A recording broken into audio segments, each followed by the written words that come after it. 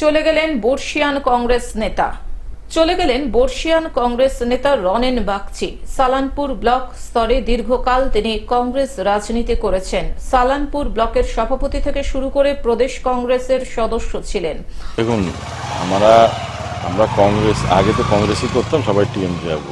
ওনারা পুরনো ছিলেন, শ্যামলদা, আজকে উনি প্রয়াত হয়েছেন। তো আজকে আমরা সবাই ওনার সঙ্গে আছি, ওনার পরিবারের সঙ্গে আছি।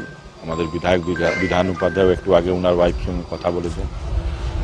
সবাই ওনার দুঃখের সঙ্গে আমরা আছি। ওনার ছেলেও এসে বাইরে থেকে, আমরা কাল রাত্রিবেলা আমাদের মুকুল উপাধ্যায় গিয়েছিলেন হেলথ ওয়ার্ল্ডে, তারপরে আমরা ওইখান থেকে নিয়ে বডি গেছিলাম মর্গে রাখলাম। সকালে ওনাদের সঙ্গে এই দুঃখের সময় আমরা আছি, আমাদের পার্টির তরফ থেকে আমরা আছি। এটাতে কোনো পার্টিগত ব্যাপারও নেই। তিনি দীর্ঘ বাম আমলে সিপিএম এর বিরুদ্ধে লড়াই আন্দোলনে সালানপুর অঞ্চলের পরিচিত মুখ ছিলেন। বর্ষিয়ান এই কংগ্রেস নেতা অসুস্থ হয়ে পড়েন। তাকে স্থানীয় গ্রামীণ হাসপাতালে ভর্তি করা হয়েছিল, কিন্তু অবস্থার অবনতি ঘটলে আসানসোলে নিয়ে যাওয়া হয়। কিন্তু শেষ পর্যন্ত রক্ষা করা গেল না। শেষ নিঃশ্বাস ত্যাগ করলেন এই কংগ্রেস নেতা।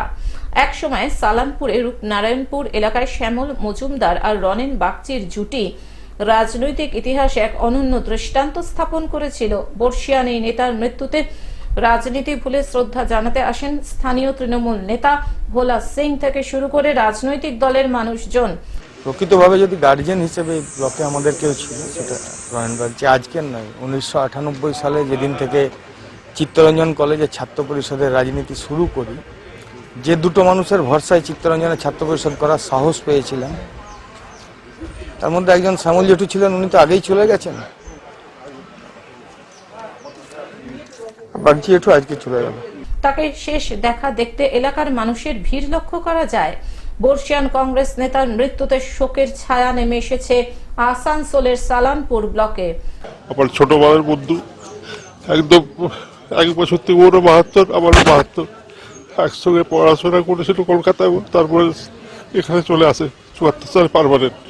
তারপরে আমরা এসে একসঙ্গে রাজনীতি করতাম এবং ওর মা আমাদের উপর এত ভরসা ছিল, আমার উপরে বলেছিল, বাগচি যদি না থাকে তুমি আমার মুখে আগুন দেবে। এইরকম ফ্যামিলি রিলেশন।